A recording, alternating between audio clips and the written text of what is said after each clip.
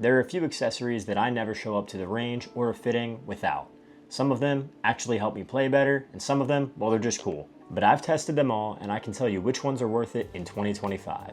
This isn't some Amazon gear dump. This is the stuff that I actually use as a club fitter and a golfer. Let's get into it. Quick disclaimer before we start. I am not sponsored by any of these items or companies that you see today. These are my real picks. I'm not getting paid to say any of this.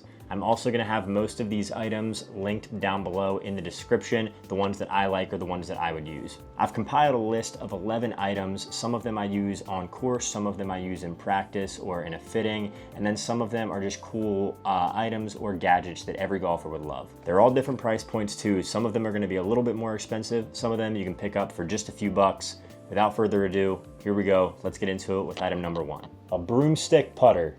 No, I'm just kidding. It's a rangefinder or a GPS device. Most people know what they are or they already have one themselves, but as somebody who works in the golf industry day in and day out, my advice here is gonna be don't go cheap. Go get yourself a Bushnell. If you don't lose it, you won't have to buy another one forever. The only thing you'll have to do is replace the battery. I've seen too many times where people buy them on TikTok Shop or something like that for 20 bucks or whatever they are on there. They break all the time. They have to go and buy a new one all the time, and they come in and they end up buying a Bushnell anyway. So just go ahead and do yourself a favor, buy a Bushnell right off the start. You won't have to worry about it. You'll have that peace of mind and you'll never have to get another one.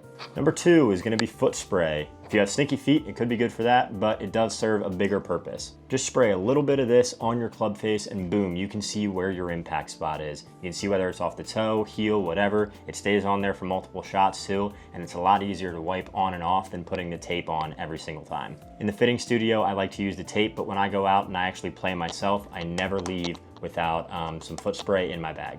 Number 3 is gonna be something that a lot of you guys have asked for, something that have been in a lot of my videos, and that is the pictures behind me. I believe I got these specific ones on Etsy for about 20, 25 bucks a piece. I love them. I think they look clean and aesthetic without looking too childish. I think they look a little bit more grown up.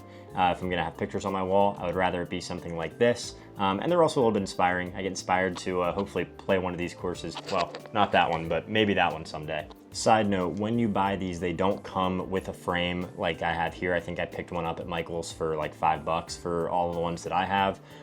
So just know that when you go to order your own.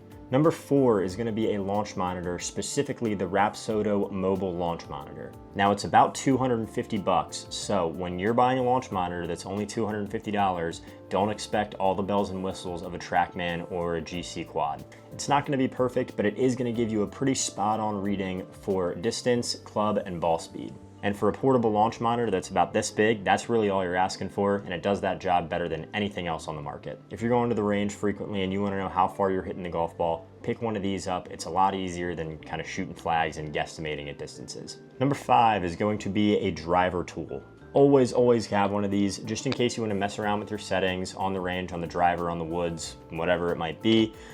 It is illegal to change your settings mid-round, so know that. But if you're ever in practice and you want to mess around with it, it's always smart to have one of these. I cannot tell you the amount of times that people have come into the fitting studio that I work at and ask us to just change the setting on their driver real quick, and they drove 20 minutes to get there just to do that. Pick one up for yourself. They're about 5 bucks, 10 bucks, and they will save you trips in the future.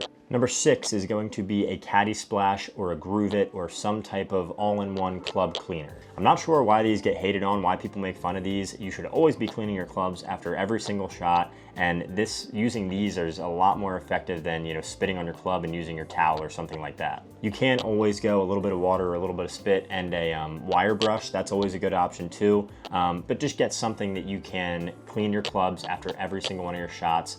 It's something that everybody should be doing. Don't follow in Grant Horvat's footsteps. I like a lot of what he does, but not cleaning his clubs isn't one of them. Number 7 is gonna be alignment sticks. There are a million different options out there as far as alignment sticks. I know Tour Aim is a pretty popular one. I know it's been used on tour or by tour guys, but you can also just go and pick up a couple alignment sticks for yourself.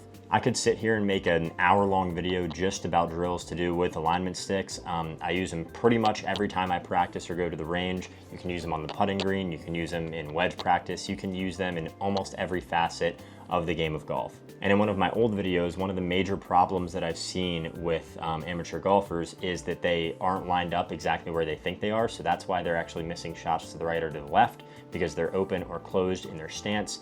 Alignment sticks are a really good way to make sure you're actually lined up where you think you're lined up. Number 8 is going to be a divot repair tool. Make sure you have an actual divot repair tool. I know a lot of people like to use tees. They don't work as well. They can work, but they don't work as well. Take care of the course as best you can. Try and get an actual divot repair tool that's what it's made for. They work so much better. You can get a lot cleaner surface then. Just take care of the course. Get a divot cleaner tool. Number 9 is going to be a Pels putting tutor. There are a million different putting, drill, alignment, aid things out there.